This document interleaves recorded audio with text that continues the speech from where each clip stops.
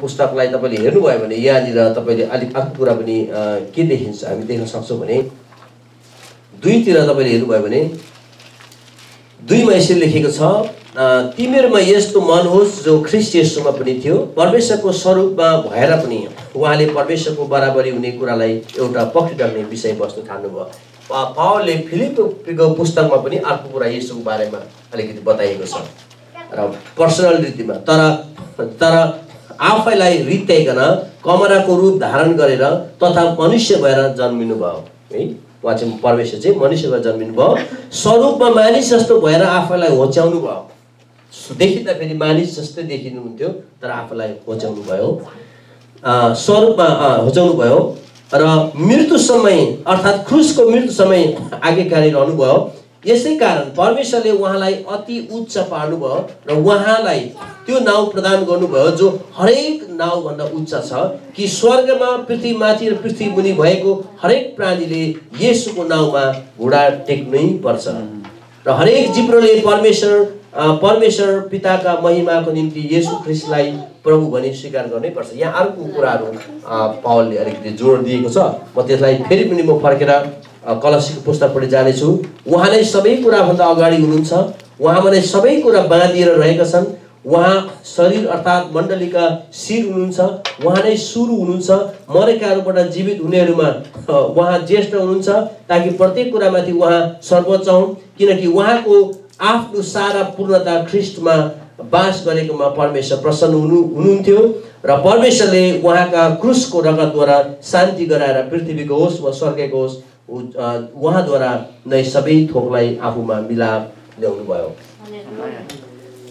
र यहाँनिर हामी हेर्छौँ पहिला सुरु उहाँ चाहिँ परमेश्वर हुनुहुन्थ्यो, इज अ क्रिएटर, सृष्टिकर्ता हुनुहुन्थ्यो है। पावलले विश्लेषण गर्दैछ येशूको बारेमा उहाँको आफ्नो धारणा। दोस्रोमा हेड अफ द चर्च, मण्डलीको शिर हुनुहुन्थ्यो। तेस्रोमा हामी परमेश्वरको पूर्णता चाहिँ येशूमा थियो। द फुलनेस अफ गॉड भन्छ परमेश्वरको पूर्णता। हामीले परमेश्वर कस्तो हुनुहुन्छ भनेर हेऱ्यौँ भने अनि येशूमा चाहिँ परमेश्वरको पूर्णता हामी देख्छौँ अनि यसद्वारा हामी परमेश्वरमा मिलाप भएको कुराहरू हामी हेर्दछौँ। र परमेश्वरसँग आज हाम्रो मिलाप चाहिँ येशू ख्रीष्टद्वारा उहाँ चाहिँ मेडिएटरको रूपमा उहाँले काम गर्नुहुन्थ्यो। आमेन आमेन। मैले मेडिएटरको रूपमा कुरा गर्दाखेरि मलाई जस्तै हामीले केही कुराहरू चर्चा गरिरहेका थियौँ अनि यो मैले मण्डलीमा हाम्रो मण्डलीमा पनि मैले भर्खरै प्रचार गरेको हुँ। यो कुराहरू मैले ल्याएको हुँ किनभने यो टाइममा यसलाई अपडेट गराउनु पर्ने जरुरी हुन्छ। र मेडिएटरको कुरा गर्दाखेरि यहाँनिर के देख्यो भने हामीलाई त्यो हल यही हाम्रो क्रुसेडको लागि हलको जरुरी पर्यो अनि 2-4 ठाउँ गयौँ कुरा गऱ्यौँ तर कतिले हामीलाई चिनेन। अब अमेरिकन चर्चहरूले सिनियर पास्टरले हामीलाई चिन्दैन अनि अब वास्तवमा सही पनि हो क्या हिजोसै भर्खर पनि आएको हुँ र हाम्रो सेवकाई यहाँ अब अमेरिकामा सुरु भएको भर्खरै हो। त्यसले गर्दाखेरि हामीलाई उहाँहरूले चिन्नु पनि हुन्न र उहाँलाई हामीले अनि अर्को कुरा चाहिँ अब हामी कस्तो हो के हो कता हो किन कतिजनाले प्रोग्राम गर्ने भनेर चाहिँ अब संसारिक कुराहरू पनि गरेको छ विभिन्न ठाउँमा है। देउसी भयो के अरे दसैँ मान्ने कुराहरू हरेक चर्चमा आएर त्यो पछाडि खानपिन के गरेर फोहोर मैला गरेर काट्दाखेरि पनि र उनीहरूले चाहिँ त्यो पछाडि अरूले पनि प्रोग्राम मागे हल मागे र संसारिक तरिकाले उनीहरूले हलहरू चलाएर काट्दाखेरि उनीहरूले हामीमा कन्फिडेन्सै भएन कि त्यसलाई हामीले दिनै नदिने भन्ने भयो। त्यसै कारण फेरि हाम्रो कुराहरू उनीहरूले पत्याएनन्, उनीहरूले हाम्रो कुराहरू खाएनन् र मैले त्यो पछाडि कुरा गऱ्यौँ भेट गऱ्यौँ। मैले असल मेडिएटर चाहिँ कसको कुरा चाहिँ खान्छ होला भन्ने भयो कसको कुरा सुने अनि पछि गएर पावलसँग मेरो पास्टर हुन्छ पावलसँग मैले कुरा गरेँ अनि कुरा गर्दै लाँदाखेरि अनि मैले पावललाई भने पावल यस्तो यस्तो हल चाहिँ हामीले कुरा गऱ्यौँ तर उहाँले दिने नदिने कुरा गर्नु भएन किनभने हामीमा उनीहरूको कन्फिडेन्स चाहिँ भएन। त्यो भएको हुनाले हामीले एउटा मेडिएटर चाहियो जसले गरेर हाम्रो यो कुराहरू राख्ने मान्छे चाहियो र उनीहरूले हामीसँग कन्फिडेन्स गर्ने कुरा चाहियो भन्ने कुराले को उसको पास्टर नाम के हो भनेर भन्यो अनि मैले जन हो भनेर भने पावलले भने जन त मेरो साथी हो मैले 8 वर्ष अगाडि तर उसले बिर्से कि सम्झिरहेको छ बिर्सेर मलाई थाहा छैन तर 8 वर्ष अगाडि चाहिँ मेरो एउटा राम्रो साथी 8 वर्ष अगाडिदेखि म चिन्छु र म एकचोटि भन्दैछु भनेर चाहिँ पावलले मलाई कुरा गर्यो। पछि भोलिपल्ट मलाई पावलले फोन गरेर भनेको थियो भने कि तिमीहरूले त्यो हल चलाउँदा हुन्छ भनेर भन्यो है। मानिससँग कनेक्सन गर्नको लागि पनि त एउटा मेडिएटर खाँचो पर्दो रहेछ होइन कन्फिडेन्स जित्नको लागि होइन। तर आज हामीले परमेश्वरको कन्फिडेन्स जित्नको लागि परमेश्वरमा हाम्रो कन्फिडेन्स हुनको लागि हाम्रो कुरा परमेश्वरको कुरा हामीमा आउनु लागि पनि एउटा मेडिएटरको जरुरी हुँदो रहेछ है। र बाइबलले भन्दछ उहाँ चाहिँ असल मध्यस्थता हुनुहुन्छ। आमेन। जसमा कि तपाईले मेरो कुरा जब हामी भन्छौँ पावलमा मेरो एउटा कन्फिडेन्स बढ्यो।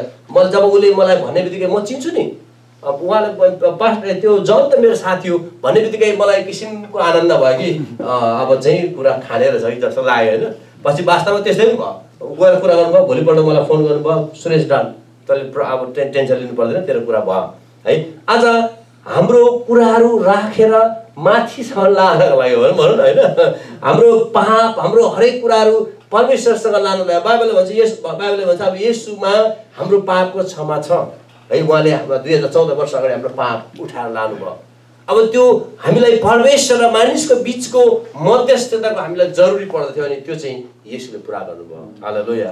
त्यो चाहिँ उहाँले पुरा गर्नुभयो। र जब हामी उहाँलाई भन्छौँ, हुन त अब अहिले त उहाँलाई भनिरहनु हामीले बाइबलले चाहिँ भन्दछ हामीलाई परमेश्वर र हाम्रो बिचको सम्बन्ध हो, तर हामीले उहाँ चाहिँ मध्यस्थता हामीले प्रयोग गर्नैपर्छ। उहाँ चाहिँ एउटा असल मध्यस्थता। कतिले प्रयोग गर्दैन, जेहोवा विटनेसले प्रयोग गर्दैन। तपाईँले भेट्नुभयो भने आउनु सक्छ तपाईँको हाततिर। उनीहरूले यसोलाई प्रयोग गर्दैन, मेडिएटरको रूपमा प्रयोग गर्दैन जेहोवा विटनेसले। किनभने उनीहरूले परमेश्वर छ अनि छ त्यो पछाडि पुत्रमा उहाँ हो, परमेश्वर पुत्र हो, तर उहाँलाई मेडिएटरको रूपमा उहाँले लिनुहुन्न। कतिवटा टिचिङहरू त्यस्तो आउँछ। तर हाम्रो बाइबलीय टिचिङ चाहिँ परमेश्वर र मानिसलाई मिलाप गर्नको लागि चाहिँ परमेश्वर आफै मानिस बनेर आउनुभयो र हामीलाई हाम्रो पापको लागि मर्नुभयो। अनि त्यस पछाडि अनि हामीलाई परमेश्वरमा फेरि पनि मिलाप गर्नुभयो। आमेन। त्यसले गर्दाखेरि मेरो नाममा तिमीले मागेको कुराहरू म पुरा गर्नेछु भनेर बाइबलमा है। येशूको नाममा जे कुराहरू माग्छौँ पुरा गर्नेछु। आज किन हामीले प्रार्थना गरिसकेपछि येशूको नाममा भनेर आमेन गर्छौँ भन्दा येशूको नाममा चाहिँ हाम्रो सारा प्रार्थना हाम्रो हरेक कुराहरू पुरा हुँदछ। हालेलुया। किनभने हामीलाई पुरा गर्नको लागि चाहिँ परमेश्वरले आफै नै मानिस बनेर आउनुभयो। यो पावलको धारणा चाहिँ के थियो कि येशू चाहिँ कस्तो हुनुहुन्छ, उहाँ चाहिँ को हुनुहुन्छ त है। उहाँ चाहिँ को भन्ने कुरा चाहिँ पावलले स्पष्ट रूपमा राखेको छ। तपाईँलाई म अन्तिमको एउटा एकजना व्यक्ति को बारेमा बताउनेछु। मसँग अरू समय बढी छैन, म अर्को च्याप्टरतिर जानेछु। कति हाम्रो अन्तिम कति होला नि 1 बजेको हो? 1:30 हजुर 1:30सम्म घडी ठिकै छ नि? हजुर ल ठिकै छ। त्यसो भने म अलिकति त्यसो भने मसँग समय दिएछ। पहिलो योनामा चाहिँ सुसमाचार योना हो चाहिँ येशूसँगै बसेको पेट्रोस टापुमा बसेर अनि रेभुलेसन प्रकाशको पुस्तक लेखेको कुराहरू हामी हेर्छौँ। त्यत्रो प्रकाशको पुस्तक लेखिएको छ। अन्तिमको येशू आउने बारेमा, येशूको सेवकाईको बारेमा हरेक कुरा लेखिएको छ। तर त्यो व्यक्तिको येशूप्रतिको धारणा कस्तो रहेछ हामी एकदमै सर्टकट रूपमा हेरिहाल्छौँ। तपाईँले पहिलो योना 5:11 र 12-13मा हेर्नुभयो भने एकजनाले पढ्नुहोस् त कसैले 11-12-13। गवाही चाहिँ यही हो कि परमेश्वरले हामीलाई अनन्त जीवन दिनुभयो र यो जीवन उहाँको पुत्रमा छ। जससँग पुत्र हुनुहुन्छ त्यससँग जीवन छ, जससँग परमेश्वरको पुत्र हुनुहुन्न त्यससँग जीवन हुँदैन। तिमीहरूले अनन्त जीवन पाएका छौ भन्ने कुरा जान भन्ने हेतुले परमेश्वरको पुत्रको नाउँमा विश्वास गर्ने तिमीहरूलाई यो पत्र लेख्दैछु। हालेलुया। यहाँनिर योनाले सर्टकट रूपमा मैले एकदमै सर्टकट रूपमा यो किताबको खासमा योनाको पुस्तकले नै यो कुरालाई चाहिँ योनाको पुस्तकको थिम चाहिँ यही हो। हामीले कुनै पुस्तकको एउटा थिम हुनुपर्छ अनि त्यो योनाको पुस्तकको थिम चाहिँ यही हो। योनाले के सोचेका थिए र के सोचेर लेखे त?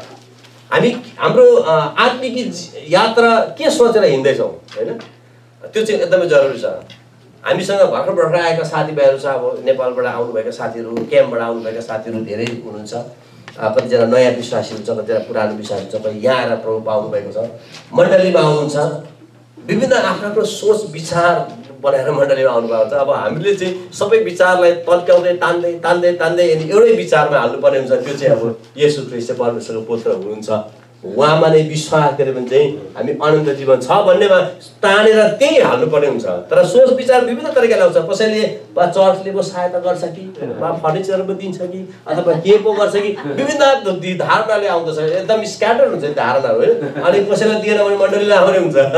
अब हाम्रो क्याम्पबाट आएकोमा चाहिँ धेरै समस्याहरू छ। यो चाहिँ किनभने अब यहाँ रिसाइकल गरेको कुराहरू छ। अब नयाँ जीवन सुरु गर्नुपर्ने हुन्छ। अनि यहाँनिर घाटै यहाँनिर छोडिदियो। अब यत्रो ठुलो ठाउँमा सिटीहरू छोडिदियो, के गरे गरे इङ्ग्लिस भाषा केही बुझ्दैन, है कता केही छैन, कसैलाई भन्दा केही हुँदैन। अनि त्यो पछाडि मान्छेमा फ्रस्ट्रेसन हरेक कुराहरू। अनि चर्चमा आउँदाखेरि पहिला सुरु चाहिँ उहाँले यसोलाई खोज्नुभन्दा पनि, सङ्गति खोज्नुभन्दा पनि चर्चले चाहिँ मेरो समस्याको समाधान गरिदिन्छ कि भन्ने हिसाबले चाहिँ पहिलो धारणाहरू, मान्छेको धारणाहरू त्यो खालको हुन्छ है। त्यसो हुँदाखेरि हामीले हाम्रो धारणालाई पहिला सुरु चाहिँ ठ्याक्कै बुझेर चाहिँ के छ भन्ने कुरो ठ्याक्कै बुझेर अनि त्यस पछाडि चाहिँ हामीले अनि त्यो निकालेर अनि आशिषको स्रोत चाहिँ मानिस अनि चर्च होइन, आशिषको स्रोत चाहिँ येशू हुनुहुन्छ भनेर चाहिँ हामीले उसको नेटवर्क, उसको एन्टिनालाई फर्काएर त्यतैपट्टि पारिहाल्नुपर्छ ताकि सिग्नल चाहिँ सिधा स्ट्रेट सिग्नल तान्यो भने चाहिँ ठिक हुन्छ। सिग्नल तानेन भने त्यस पछाडि फेरि अब कता कता तान्छ त्यतै जान्छ होइन। कता कुन चर्चले दिन्छ त्यतै जान्छ, अर्को हप्ता कुन चर्चले दिन्छ त्यतै तान्छ। त्यसरी चाहिँ सिग्नल तानेर जान्छ। त्यसो हुँदा बिचमा अब हुक लगाएर बल्छी लगाएर बसेको हुन्छ मान्छेले होइन, बल्छी लगाएर बसेको हुन्छ। माछा मार्न गएँ म अस्तिको हप्ता केही, पोहोरको साल पनि एक दुईचोटि माछा मार्नु गएको थिएँ साथीहरूसँग। कस्तो हुँदो रहेछ अब उता त एउटा रतुवा खोला थियो, यता माउ खोला थियो। त्यो पानी त गर्मीमा आउँदैन थियो, जाडो महिनामा पानी नहुने, गर्मीमा पानी हुने, खोला बगेर के हिँड्नु सक्ने माछा कहिले दर्दाखेरि त्यो बलुवै मात्रै बग्ने खोलामा, कहिले माछा मारिएन। यहाँ आउँदा चाहिँ साथीभाइसँग जाउँ न माछा मार्ने भएर यसो हेरेँ, माछा पनि कता देखिँदो रहेछ होइन। अनि बल्छी हान्दाखेरि यसो हेरेँ, बल्छी दुई किसिमले हान्दो रहेछ।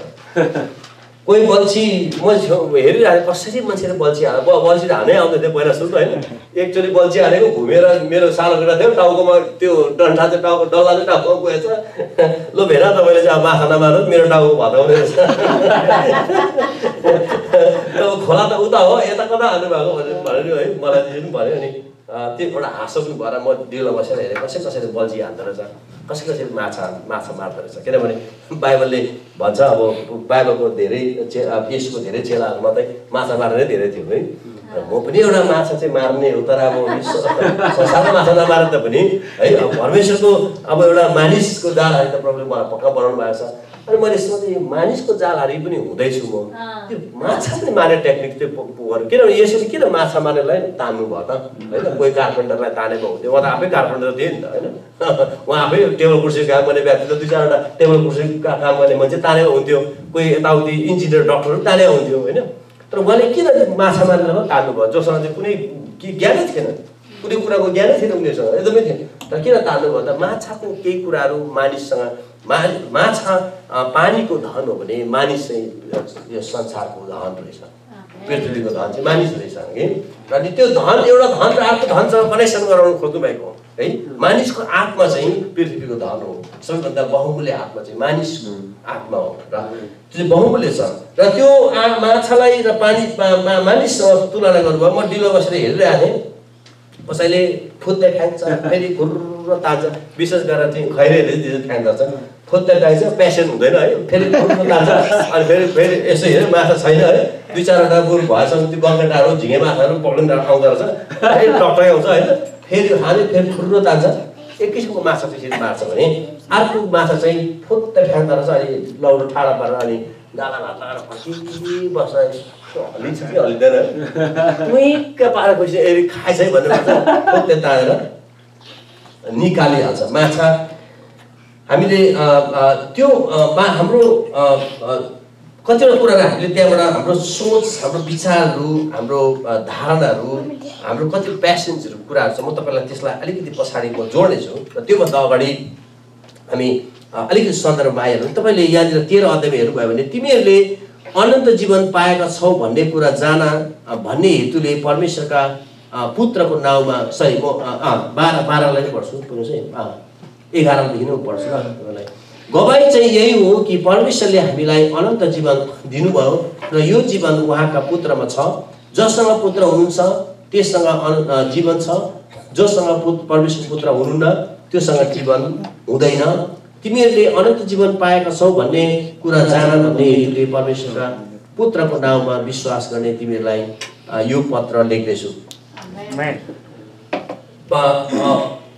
युनाले एउटा थीम अन्तिममा चाहिँ के गरेछ भने परमेश्वरको येशू जोसँग परमेश्वरको पुत्र छ त्योसँग चाहिँ जीवन छ, जोसँग परमेश्वरको पुत्र छैन त्योसँग जीवन छैन भन्ने कुरालाई जोड दिएको छ। र आज हाम्रो सोच, हाम्रो विचार, हाम्रो धारणा, हाम्रो पकड, हाम्रो मजबुत हामीले हुनुपर्छ। हामीले चट्टानमा घर त्यो चाहिँ त्यसो भएपछि चाहिँ मत्ती 7 अध्यायको 24 तपाईले हेर्नुभयो भने त्यहाँनिर पाउनुहुन्छ, जसले परमेश्वरको वचनलाई सुन्छ अनि पालना गर्छ अनि त्यो व्यक्ति चाहिँ बुद्धिमानी व्यक्ति हो, जसले चट्टानमा घर बसाउँछ अनि सो घरमा हुरी बतास र पानी बजारिन्छ भनेको छ है, र त्यो घर लड्दैन। हुरी बतास र पानी आउँछ त त्यो घर लड्दैन भनेको छैन। यो मेरो बाइबलले त्यसो भनेको छ। यो मलाई इन्टरप्रिटेसन राम्रो लाग्छ। नेपाली संस्करण बाइबल चलाउँछु र यहाँनिर चाहिँ इन्डियन बाइबल पनि छ एउटा, तर त्यो बाइबलमा अलिकति इन्डियन भाषाहरू लेखेको हुनाले, तर यहाँनिर चाहिँ मलाई यो शब्द एकदमै राम्रो लाग्छ।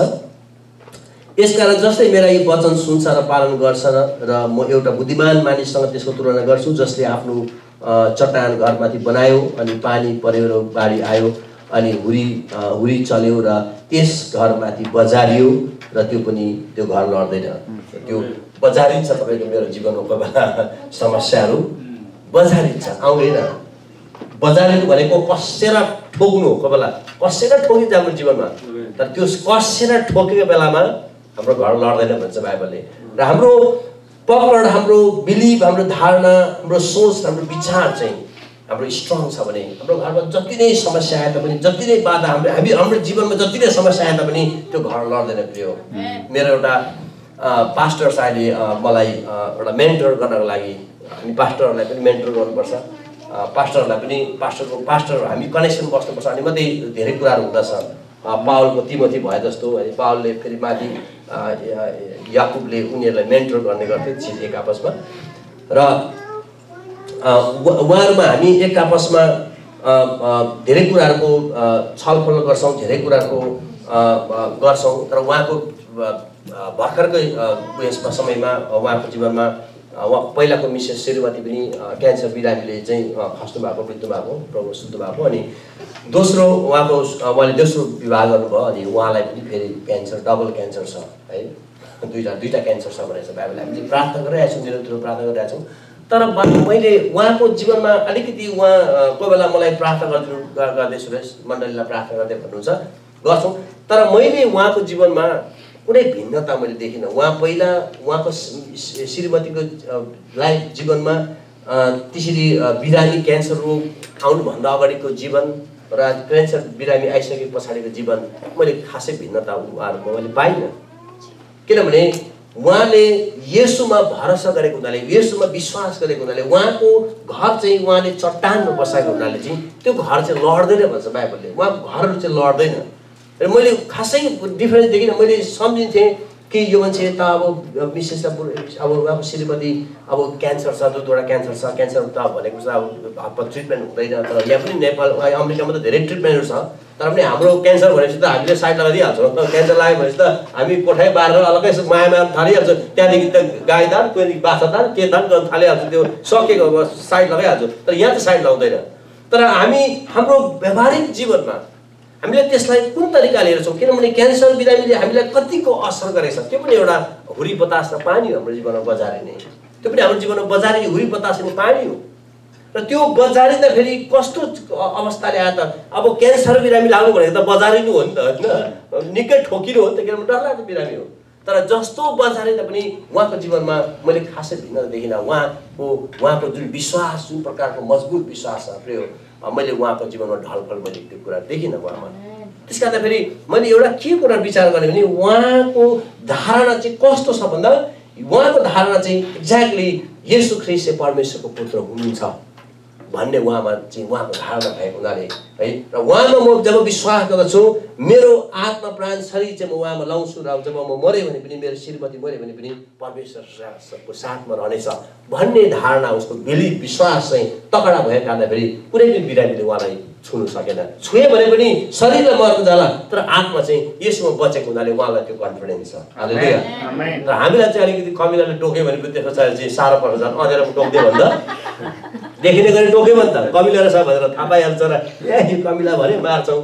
तर राति टोक्दियो भनेदेखि त के टोक्यो अब कमिला हो कि बिछी हो कि खजुर हो कि साग हो कि के हो, होइन साह्रो परेर म आफै कुदेको छु। अरू त के कुरा हो, म आफै कुदेको छु। उहाँबाट म अब हाम्रोमा क्याम्पमा त्यति साह्रो हुँदैन, लाइट थिएन होइन, इलेक्ट्रिक थिएन। इलेक्ट्रिक भएको बालेर खुट्टाएर देखेर हेर्नु के टोक्यो होइन। तर उहाँ त अप्ठ्यारो बत्तीले हेर्दा डाउट भयो। त्यो अब ल्याम्प जस्तो उसले हेर्नु पर्ने, त्यो बत्ती नै मट्टेल लगाएर बत्तीले बाले हेर्नु पर्ने। अनि बत्तीले बाले हेर्दा त मलाई त डाउट भयो, यो के हो, यसो हेर्दा फेरि दुईवटा पनि देखियो। झन् टेन्सन भयो, अब यो त दुईवटा त अब साँपो हुन्छ होइन भनेर चाहिँ यसो जाने बत्ती सत्ती छोडेर कुद्यौँ माथि गएर फेरि हेरेको त होइन रहेछ, त्यो कमिलाले टोकेको रहेछ, ढाङ्रे कमिलाले टोकेको रहेछ। हाम्रो बिलिभ, हाम्रो विश्वास चाहिँ तकडा भएपछि साँच्चै नै प्रभुले हाम्रो जीवनमा हाम्रो घर चाहिँ लड्दैन। प्रिय, म दोस्रोचोटि म अलिकति मात्रै गइहाल्छु, त्यस पछाडि म बन्द गर्नेछु। हामी दोस्रोमा हामी हेर्छौँ योना 8:32ले हामीलाई बताउँदछ। योना पुस्तक तपाईँले पढ्नु भयो भने, जब तिमीले सत्य पाउँछौ सत्यले स्वतन्त्र दिनेछ भन्दछ। मेरो जीवन गवाईहरू, घरको परिवारको गवाईहरू म राख्छु दोस्रोमा। यसलाई मैले छुवाउनै पर्ने हुन्छ, किनभने प्रभुले मलाई यही सेवाकाईमा अगाडि बढाइरहनु भएको कारणले फेरि चाहिँ मैले यो क्षेत्रलाई मैले अलिकति तपाईँहरूलाई आज छुने मैले सोच विचार बनाएको छु। मैले यसमा त्यो डाउनलोड गरेको थिएँ र योना 8:32ले मेरो ब्याट्री डाउन भयो। म योना 8:32ले भन्छ, जब तिमीले सत्य पाउँछौ सत्यले स्वतन्त्र दिनेछ। आमेन। सत्यले स्वतन्त्र दिनेछ भनेर बाइबलले कुराहरू बताउँदछ। तर प्रिय हो, यहाँनिर इम्पोर्टेन्ट कुरा चाहिँ के छ भने, सत्य पाएपछि सत्यले वास्तवमा हामीलाई स्वतन्त्र दिँदछ। तर अझै एक स्टेप परबाट गएर हेर्दाखेरि चाहिँ सत्य बुझ्यो भने चाहिँ अझै त्यसमा अझै राम्रो सुन्न सुगम भने जस्तो हो। सत्य पाउनु, सुन्नु र बुझ्नु चाहिँ दुईटा इम्पोर्टेन्ट कुराहरू हो। एउटा चाहिँ हामीले पायौँ, तर अर्को चाहिँ हामीले बुझ्यौँ। एउटा कुरा सुन्यौँ, अर्को कुरा बुझ्यौँ। त्यसले गर्दा यसुले विभिन्न ठाउँमा हेर, धेर अनि सुन भनेर धेरै धेरै ठाउँमा बताएको छ। हामीले यो योनाको पुस्तकमा हेऱ्यो भने पनि, मत्ती 11 अध्याय पनि हेऱ्यो भने, तिमीले जे कुरा देखेको छौ सुनेको छौ भनिदेऊ भनेर बाइबलमा त्यो कुरा लेखेको छ। सत्य चाहिँ बुझ्न जरुरी पर्दछ। होशे 4:6ले भन्दछ, मेरो प्रजाहरू चाहिँ ज्ञानको कमीले गर्दाखेरि नष्ट भएको छ। हामीमा ज्ञानको कमीले गर्दा, कस्तो ज्ञान भन्दा बाइबलीय ज्ञानको पनि अझै गहिराईको केही कुराहरू हामीसँग नभएको कारणले फेरि चाहिँ हाम्रो जीवनमा हामी नष्ट भएर जान्छौँ। हामीलाई केही कुरा थाहा नभएको हुनाले मेरो परिवारमा केही कुराहरू हामीले प्रभुलाई पायौँ, विश्वास गऱ्यौँ, तर कतिपय कुराहरू हामीसँग अझै गहिराईको कुरा नभएको कारणले चाहिँ हामी त्यो समस्यातिर गएर समस्याको समाधान भएको थिएन। आज प्रयोग कति हामी प्रभुलाई विश्वास गरेको 10 वर्ष, 15 वर्ष, 20 वर्ष, 30 वर्ष, 40 वर्षसम्म पनि हुँदछ, तर पनि कतिवटा कुराहरूमा हामी लडिरहेको हुन्छौँ। कतिवटा कुराहरूमा हामीले छुटकाराहरू पाएको हुँदैनौँ। कतिवटा कुराले हाम्रो जीवनमा राज गरिरहेको हुन्छ। कतिवटा कुराको डक्टरमा ट्रिटमेन्ट पनि हुँदैन। हिजो अस्ति दिन म र एकजना पास्टर, जर्जियाको पास्टर, हामीले गफ गरिरहेका थियौँ। हिजोको दिन उहाँ अहिले बाटोमा जाँदै हुनुहुन्छ। अनि हामीले हिलिङ क्रुसेसको कुराहरू गर्दाखेरि उहाँले भन्नुभयो, साँच्चै नै पास्टर सुरेश, यो चाहिँ एकदमै जरुरी छ। कतिवटा बिरामीहरू डक्टरले पत्ता लगाउन सक्दैन। मेरो ज्वाइँको ज्वाइँ हुन्छ मेरो कान्छी बहिनी चाहिँ, र उहाँको बहिनीले भर्खर प्रभुलाई ग्रहण गर्नुभयो। अनि मैले उहाँलाई लाँदैछु, किनभने मैले यो कुरा देख्नुलाई लाँदैछु कि उहाँको बिरामी के रहेछ त। अनि मैले कतिवटा कुराहरूमा मैले गरेँ। हिजो चाहिँ भर्खर इन्डोस्कोपी गऱ्यौँ। अनि यहाँ मुखबाट पाइप लगाएर भुँडीमा, अनि बहिनीले भन्यो होइन भित्र चाहिँ के प्रब्लम, बाहिर त सबै चेक गऱ्यौँ, बाहिर प्रब्लम छैन। अब प्रब्लम आयो भित्र, पक्कै भित्र छ भनेर जाउँ न त्यो पनि पुरा गरौँ भनेर भित्र त्यो लगेर इन्डोस्कोपी गर्दै भएर इन्डोस्कोपी गरेर भित्रको सबै कुराहरू सबै भित्र पलखाल पारेर भित्र सबै क्यामेराले चेक गऱ्यो। त्यो चाहिँ डक्टरले आएर भन्यो भित्र पनि प्रब्लम छैन। अब बाहिर पनि प्रब्लम छैन, भित्र पनि प्रब्लम छैन, प्रब्लम चाहिँ छ। प्रब्लम चाहिँ छ, मान्छे चाहिँ झुक्रिरहेको छ, मान्छेलाई साह्रो पर्छ। यहाँबाट पोल्यो भनेपछि यताबाट छिरेर कताबाट कुदेर सबै शरीरभरि कुद्छ, तर पत्ता चाहिँ लाग्दैन प्रब्लम। मानिसको कतिवटा समस्याहरू त्यस्तो छ, डक्टरले पनि पत्ता लगाउँदैन, सक्दैन। अनि मलाई उहाँले पास्टर जङ्गाले मलाई भन्नुहुन्थ्यो, हो पास्टर सुरेश अब हाम्रोमा कतिजना आउँछ त्यहाँनिर मण्डलीको कतिजना आउँछ, कतिजना हस्पिटल सबै धाएर उहाँ आउँछ, उहाँ कहीँ पत्ता लगाउँदैन, बिरामी पत्ता लगाउँदैन। जब यहाँनिर परमेश्वरको उपस्थितिमा 2-3 चोटि लड्छ त्यसपछि बिरामी पत्ता लाग्छ। 2-3 चोटि चाहिँ परमेश्वरको उपस्थितिमा बजालेपछि चाहिँ त्यस पछाडि मात्रै त्यहाँदेखि चाहिँ भित्रको समस्याहरू अलि मात्रै 2-4वटा भूत निस्किसकेपछि 2-4वटा बन्धन निस्किसकेपछि त्यस पछाडि चाहिँ अनि समस्याको समाधान हुन्छ। अनि तर हस्पिटलले त्यो कतिवटा कुराहरू एक्सरे हस्पिटलमा अहिले यस्तो टेक्नोलोजी बनिएको छैन जुन चाहिँ कि हामी भित्र हजारौँ वर्ष हामीले हाम्रो शरीरमा लिउँदै आएको छौँ। त्यस्तो टेक्नोलोजी बनिएको छैन, यो चाहिँ भर्खर बनिएको, अब बढी पनि भएको छैन है। तर हामीभित्र बोकेको शरीर चाहिँ, हामीभित्र बोकेको कुराहरू चाहिँ, हाम्रो प्राणको कुराहरू, हाम्रो प्राणको कुराहरू चाहिँ हामी जेनेरेसनदेखि बोकेर आएका छौँ। जेनेरेसनदेखि तपाईले सुन्नुभएको छ लाइक फादर लाइक सन भनेर सुन्नुभएको छ नि? जस्तो बाउ त्यस्तै छोरा भन्छ होइन, जस्तो आमा त्यस्तै छोरी भन्छ है। राम्रो भयो भने पनि राम्रै भन्छ, नराम्रो भयो भने नराम्रो भन्छ होइन।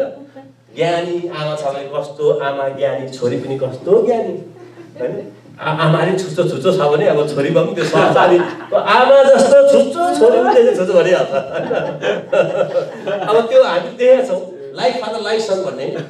अनि अर्को कुरा चाहिँ अब एउटा हाम्रो नेपालीमा एउटा भनाइ छ नि त होइन, के भने अब कुकुरको पुच्छर चाहिँ 12 वर्ष ढुङ्ग्रो राख्यो भने बरु ढुङ्ग्रो चाहिँ सिधा हुन्छ, कुकुरको पुच्छर चाहिँ सिधा हुँदैन भन्ने एउटा भनाइ है। बरु ढुङ्ग्रो चाहिँ सिधा हुन्छ भने कुकुर पुच्छर चाहिँ फेरि निस्केपछि बाङ्गो बाङ्गो हुन्छ भन्छ। त्यो चाहिँ भनेको चाहिँ समस्याको समाधान छैन भन्नु खोजेको नि त होइन। समस्याको समाधान छैन, कुकुरको पुच्छर बाङ्गो बाङ्गो कहिले सिधा हुँदैन भनेको चाहिँ त्यो जडिया भइस् भने तेरो जिन्दगी, तेरो जेनेरेसन सबै जडिया, तेरो उपचार छैन भन्नु खोजेको। तेरो ड्रग एडिक्सन भयो भने तेरो सन्तान सबै ड्रग एडिक्सन हुन्छ, उपाय छैन। किनभने जस्ट से नो ड्रग्सले चाहिँ काम गर्दैन नि त। धेरै त्यस्तो हामीले त स्लोगन बोकेर हिँडेका छौँ, स्लोगन बोकेर हिँडेको छ, यत्रो ठुलो ब्यानर बोकेर हिँडेको छ इटलीमा। अनि त्यहाँ प्रोग्राम गर्नु पर्थ्यो, अनि प्रोग्राममा सोसियल वर्कमा अब अलिकति अगाडि नै गर्थ्यौँ र त्यस पछाडि साथीहरू अगाडि हुन्थ्यो। अनि ल ड्रग्सको चाहिँ बारेमा लु अब चाहिँ स्लोगन बोकेर हिँड्नुपर्छ, अनि यत्रो ठुल्ठुलो बनाएर पछाडि चाहिँ जस्ट से नो भनेर चाहिँ यत्रो ठुल्ठुलो बनाएर हिँड्थ्यौँ। तर त्यो जस्ट से नो त पोको पारेर काचाकुचुक पारेर ती भेरेर पारेर पकाएर खाँदा पनि काम गर्दैन। झन् पढ्दा त के काम गर्न, खाँदा पनि काम गर्दैन। त्यो दबाईभित्र ट्याब्लेट बनाएर खाँदा पनि काम गर्दैन त्यसले। किनभने हामीभित्र जुन कुराहरू छ त्यो चाहिँ त्यो कागजमा लेखेको कुराले हाम्रो जीवनमा काम गर्दैन। किनभने त्यो समस्या चाहिँ हामी कतिवटा कुराहरू शारीरिक हुन्छ, कतिवटा कुराहरू आत्मिक हुन्छ, समस्याहरू स्पिरिचुअल समस्याहरू हुन्छ। किनभने हेर्नुहोस् न समस्या कसरी स्पिरिचुअल भने तपाईँको 10 आज्ञा हामीलाई परमेश्वर दिनुभएको छ होइन। 10वटा आज्ञा, 10वटा आज्ञामा पहिलो आज्ञा चाहिँ के छ? म तिमीको परमप्रभु परमेश्वर हुँ, म बाहेक कोही पनि देवी देवता नमान्नु भनेको छ फर्स्टमा आज्ञामा। त्यो फर्स्टै आज्ञा मानेछौँ त हामीले, मानेछौँ त? फर्स्ट पहिलो आज्ञा नमानेको त झन् लास्टको तलमा 9वटा आज्ञा त के त्यो त याद पनि छैन मेरो। त्यो पहिल्यै नै चिप्लेको छ, मुनिको त तल त राख्ने कुरै भएन।